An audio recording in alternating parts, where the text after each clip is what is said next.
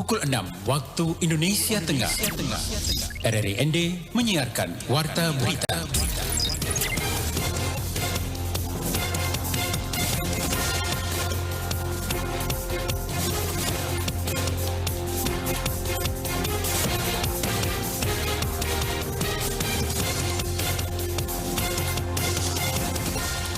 Selamat pagi saudara, Anda mendengarkan Warta Berita edisi Selasa 26 Juli 2022.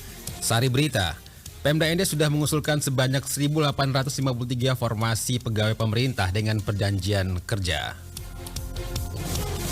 Pasca peresmian perluasan bandara oleh Presiden Republik Indonesia, aktivitas Bandara Komodo kembali normal. Inilah berita selengkapnya bersama saya, Rizwan Sumbi.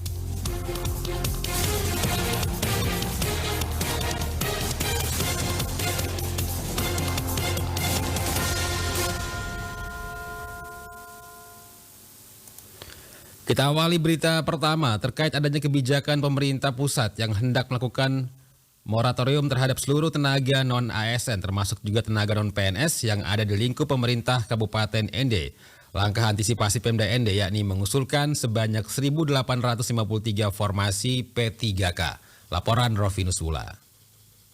Menanggapi atas pandangan umum fraksi Nasdem terkait adanya kebijakan pemerintah pusat yang hendak melakukan moratorium terhadap seluruh tenaga non-ASN termasuk juga tenaga non-PNS yang ada di lingkup pemerintah Kabupaten ND yang tentunya akan menimbulkan gejolak, langkah antisipasi yang telah dilakukan pemerintah Kabupaten ND yakni mengusulkan sebanyak 1.853 formasi pegawai P3K. Demikian disampaikan Sekretaris Daerah Kabupaten ND Dr. Agustinus Gajangasu usai rapat paripurna dengan agenda utama jawaban pemerintah terhadap pandangan umum fraksi-fraksi DPRD Kabupaten ND kepada media. Gusti mengatakan terkait adanya kebijakan pemerintah pusat yang hendak melakukan moratorium terhadap seluruh tenaga non-ASN termasuk tenaga non-PNS yang ada di lingkup Pemkab ND. Saat ini pemerintah Kabupaten ND telah mengusulkan Kemenpan ke Asisten Deputi Bidang Sumber Daya Manusia Kementerian Pendayagunaan Aparatur Sipil Negara dan Reformasi Birokrasi Republik Indonesia formasi pegawai pemerintah dengan perjanjian kerja sebanyak 1.853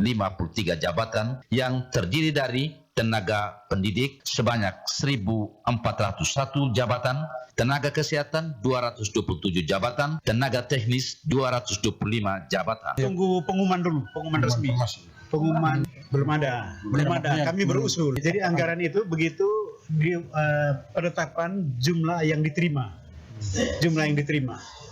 Itu baru anggaran itu disiapkan. Lanjut Sekda ND untuk guru P3K yang sebelumnya sudah mengikuti ujian seleksi dan masuk passing grade, apabila formasi turun maka langsung mengisi formasi tanpa tes. Kemudian bila formasi masih lebih maka peserta yang belum mengikuti passing grade bisa mengikuti tes untuk mengisi jabatan tersebut. Sekda Gusti mengatakan terkait formasi P3K tenaga teknis itu tersebar di semua OPD, tidak fokus pada satu OPD. Dijelaskan mengenai anggaran yang diusulkan pemerintah Kabupaten ND itu tergantung usulan formasi pegawai pemerintah yang diterima. Jika jumlah yang diterima sudah ada, maka baru ada anggaran diusulkan untuk gaji pegawai P3K selama 14 bulan. RRI ND Rovinus Wula melaporkan.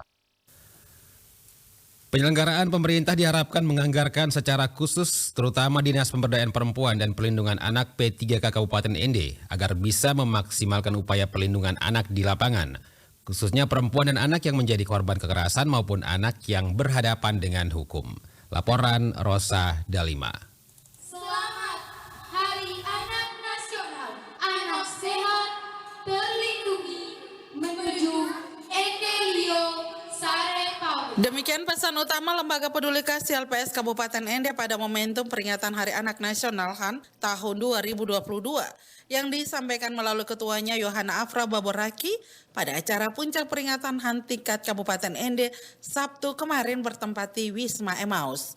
Pada kesempatan itu, Afra Baborake juga menyoroti soal pembuatan kartu keluarga, kartu identitas anak, dan akte kelahiran anak yang perlu menjadi perhatian semua stakeholder terkait melalui cara dan programnya masing-masing sebagai upaya pemenuhan hak-hak sipil anak.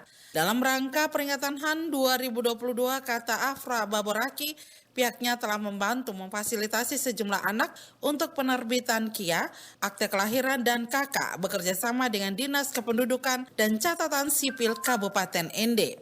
Adanya kecenderungan peningkatan kasus kekerasan terhadap anak dan perempuan di Kabupaten Ende, Afra Baborake juga mengajak seluruh elemen masyarakat untuk stop melakukan kekerasan yang dimulai dari diri sendiri. Disosialisasikan secara baik peran orang tua dalam kaitan dengan pembuatan KK, KIA, dan akte dengan pemenuhan hak-hak sipil anak. Itu pesan yang paling pertama. Kemudian mulailah berhenti, stop kekerasan itu mulai dari diri sendiri supaya Kabupaten Ende bebas dari anak berhadapan dengan hukum. Lebih lanjut, Afra mengatakan seluruh kartu dan akte yang diterbitkan telah diserahkan pada acara puncak langsung oleh Kepala Dukcapil Ende. Pada momentum puncakan juga dilakukan penandatanganan petisi yang menjadi ajakan bersama dari LPS untuk semua pegiat sosial pada bidang pemberdayaan perempuan dan anak, para pemerhati, agar Ende bisa bebas dari kekerasan terhadap anak dan perempuan, juga anak berhadapan dengan hukum. Peringatan Hari Anak Nasional tingkat Kabupaten Ende diwarnai dengan kuis dan pembagian hadiah bagi anak-anak. Dihadiri Bunda Paut Haja Mastuti Jafar, Dinas P3A Kabupaten Ende, Kadis Dukcapil Ende, dan seluruh stakeholder terkait. RRI Ende, Rosada 5 melaporkan. Kita beralih ke berita selanjutnya. Aktivitas Bandar Udara Komodo Labuan Bajo kembali normal pasca peresmian perluasan bandara oleh Presiden Republik Indonesia Joko Widodo pada tanggal 22 Juli 2022 lalu. Selengkapnya, Feriso melaporkan. Kita sudah mempunyai 2 garbarata, kemudian ruang tunggu lebih luas, ruang check-in lebih luas. Pasca peresmian perluasan bandara oleh Presiden Republik Indonesia, aktivitas Bandar Udara Komodo kembali normal. Kepala Bandar Udara Komodo Labuan Bajo Haryanto saat ditemui di lokasi perluasan bandara menjelaskan, aktivitas bandara kembali normal dan lancar. Hingga saat ini tidak ada penundaan layanan pasca peresmian. Menurutnya regulasi diterapkan di Bandara Komodo belum ada perubahan, baik sebelum diperluas maupun setelah diperluas. Coba kapasitas dari pesawat sendiri lebih maksimal dengan diperpanjangnya runway menjadi 2.650 meter. Kemarin memang sempat tertunda karena respectively karena kedatangan VVIP Bapak Joko Widodo.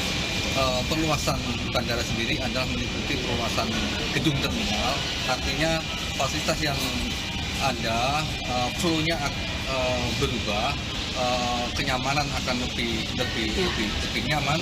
Kemudian fasilitas yang ada adalah kita sudah mempunyai 2 garbarata, kemudian ruang tunggu lebih luas, ruang check-in lebih luas, dan penataan tenang-tenang dan kontainer di terminal baru lebih luas. Sedangkan untuk harga tiket dari regulasi tidak ada kenaikan, tetapi pasca liburan panjang dan banyak kegiatan di Labuan Bajo, maskapai menjual tarif dengan tarif batas atas. Selain itu, jumlah penumpang yang menggunakan jasa Bandara Komodo mengalami peningkatan. Haryanto berharap dengan diperluasnya Bandara Komodo membuka peluang usaha baru bagi maskapai untuk menambah rute yang lebih panjang seperti rute Labuan Bajo Medan, Labuan Bajo Balikpapan, dan Labuan Bajo Sorong. Dengan penambahan frekuensi penerbangan tentu akan mendapat efek yang luar biasa bagi pertumbuhan perekonomian di Labuan Bajo. Tentunya dengan diperluas Bandara Komodo, diperpanjang Bandara Komodo, ini tentu memberikan harapan bagi kita, membuka peluang usaha baru bagi maskapai untuk menambah rute yang lebih panjang, mungkin bisa menjangkau ke Pulau Sumatera, misalkan buka rute Labuan Bajo Medan, Labuan Bajo Balikpapan, atau Labuan Bajo Manado, atau bahkan sampai Labuan Bajo Sorong. Ini yang kita harapkan. Dengan penambahan frekuensi penerbangan, tentu ini mendapat efek yang sangat luar biasa bagi pertumbuhan perekonomian di Labuan Bajo. Sementara Rifin Saleh, salah satu wisatawan lokal dari Bogor yang baru pertama kali ke Labuan Bajo, memberikan tanggapan terhadap Bandara Komodo yang mengungkapkan untuk Bandar Udara Komodo proses landingnya masih pendek tetapi servisnya baik. Dirinya juga berharap kafe untuk kopi spesial di Labuan Bajo diperbanyak karena menurutnya stand seperti kedai kopi masih kurang. Ya, kalau untuk bandara menurut saya proses landingnya itu masih pendek ya. Itu terus kalau untuk servisnya menurut saya sudah baik. Ya, masukan saya kalau bisa diperbanyak kafe untuk kopi-kopi spesial ininya, karena kita dari tadi bolak-balik kasih nunggu yang kosong. Karena ini basis pariwisata ya, betul penting untuk terutama juga bisa menambah ekonomi sama tenaga kerja juga kan. Untuk diketahui dalam meresmikan perluasan Bandar Udara Komodo di Labuan Bajo, Kabupaten Manggarai Barat, Nusa Tenggara Timur, Kamis 21 Juli 2022 pagi, Presiden Jokowi menekankan penataan kawasan pariwisata Labuan Bajo ini harus memberikan manfaat bagi kesejahteraan masyarakat. Jokowi berharap dengan bertambahnya turis baik dari mancanegara maupun wisatawan Nusantara, Labuan Bajo akan semakin dikenal dan yang paling penting bisa mensejahterakan masyarakat, khususnya masyarakat Labuan Bajo. RRI ND Feriso melaporkan. Dalam rangka meningkatkan kesadaran untuk lebih mengutamakan penggunaan bahasa Indonesia sebagai bahasa negara, Kementerian Pendidikan dan Kebudayaan melalui Badan Pengembangan dan Pembinaan Bahasa membuat program pembinaan bahasa Indonesia di ruang publik yang salah satunya dilaksanakan oleh Kantor Bahasa Provinsi NTT. Reporter Lady Badin melaporkan. Bukan hanya menggunakan bahasa Indonesia di ruang publik, tetapi yang paling penting esensinya di sini adalah menggunakan bahasa Indonesia dengan baik dan benar. Intinya di situ. Sehingga hakikat atau kaidah-kaidah yang terkandung di dalam kebenaran dan kebaikan yang ada kaidah bahasa itu harus kita gunakan sebaik-baiknya. Itu yang paling penting di sini. Sebagai tindak nyata dan langkah awal pelaksanaan program tersebut, Kantor Bahasa Provinsi NTT melakukan sosialisasi pengutamaan bahasa negara di ruang publik dan dokumen lembaga di Kabupaten ND. Kegiatan ini dilaksanakan selama 4 hari, yakni mulai tanggal 25 hingga 28 Juli 2022, dengan peserta dari instansi pemerintah, lembaga pendidikan, dan lembaga swasta. Demikian seperti yang disampaikan oleh Kepala Kantor Bahasa Provinsi NTT, Elis Setiati, kepada RRI ND. Menurut Elis, penggunaan bahasa Indonesia di ruang publik sudah mulai terkikis dengan bahasa asing. Penggunaan bahasa di ruang publik merupakan cerminan bahasa masyarakat. Untuk itu penting menggunakan bahasa Indonesia yang baik dan benar. Karena dia adalah kota Pancasila, kenapa tidak kan kita mendukung bahwa ND menjadi tempat penggunaan bahasa Indonesia yang bermartabat ya. Jadi penggunaan bahasa Indonesia yang baik dan benar. Jadi dari ND lah dimulai pendampingan 45 lembaga ini. Nah itu munculnya itu karena ND adalah rahimnya Pancasila dan Pancasila itu melahirkan dasar negara yang luar biasa. Di dalamnya itu ada persatuan Indonesia. Kenapa tidak kita ambil sebagai alasan kita untuk menjadi role model di Nusa Tenggara Timur. Nah setelah ND mungkin tempat lain baru kita sasar lagi. Dijelaskan Elis, sosialisasi ini dilaksanakan agar program bahasa negara dapat menjadi program bersama di seluruh wilayah. Dirinya mengungkapkan bahwa ada 45 lembaga di Kabupaten ND yang ditetapkan sebagai lokus pembinaan dengan target capaian binaan lembaga pada tahun 2022 hingga 2024 berjumlah 45 lembaga yang terbagi dalam 3 kelompok lembaga, yaitu lembaga pemerintahan sebanyak 15 OPD, lembaga pendidikan ada 20 sekolah, dan lembaga swasta berbadan hukum sebanyak 10 lembaga. Jadi kita harus menggunakan bahasa yang baik dan benar untuk lembaga-lembaga pemerintahan ya, terus lembaga-lembaga swasta dan pendidikan itu. Kebanggaan kita kepada bahasa Indonesia kan karena ini identitas, kenapa tidak hal yang kecil itu kita perbaiki begitu. Jadi baik nama tempat, nama jalan, habis itu penggunaan kain rentang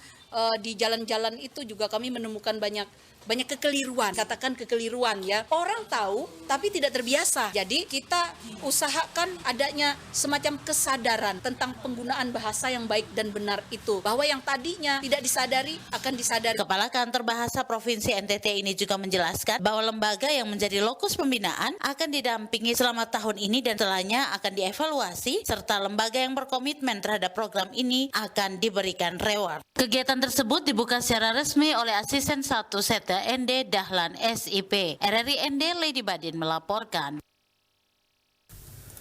Berita terakhir, realisasi pendapatan asli daerah Kabupaten ND per 19 Juli 2022 dari 10 jenis pajak dan 2 retribusi yang menunjukkan tren positif, ada 4 jenis pajak yang mendominasi setoran targetnya.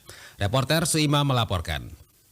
Pelaksana tugas PLT Kepala Badan Pendapatan Daerah Bapenda Kabupaten ND, Derson Duka, melalui sekretarisnya Ahmad kepada RRI, Jumat 22 Juli 2022 menuturkan 4 jenis pajak itu adalah pajak reklame, target 250 juta rupiah, sudah realisasi 159 juta rupiah lebih. Pajak penerangan jalan, target 6 miliar 300 juta rupiah, realisasi 3 miliar 459 juta rupiah lebih. Pajak bea perolehan hak atas tanah dan bangunan BPHTB, target 2 miliar rupiah, realisasi 1 miliar 21 juta rupiah lebih. Kemudian pajak parkir, target 50 juta rupiah, sudah realisasi 19 juta rupiah lebih. Dijelaskan, dari 4 jenis pajak ini yang sering melampaui besaran capaian targetnya adalah pajak BPHTB. Dari pengalaman yang ada, kalau dari target yang ada, kayaknya BPHTB bisa melampaui target seperti yang kemarin. Dikatakannya besaran capaian pendapatan dari 4 jenis pajak ini menunjukkan tren positif yang mana pertanda baik meski pertengahan tahun tingkat kepatuhan masyarakat dalam membayar pajak semakin meningkat. Ditambahkannya untuk diketahui, realisasi PAD tepatnya sampai dengan tanggal 19 Juli 2022 menunjukkan tren peningkatan di mana pihaknya mampu meraup 34 miliar 362 juta rupiah lebih atau 42,72% dari target 80 miliar 445 juta rupiah lebih.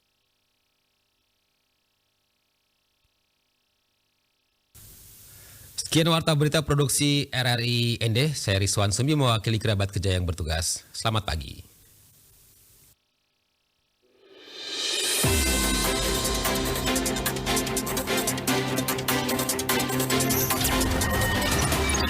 Terima kasih. Anda telah mendengarkan Warta Berita Produksi RRI ND.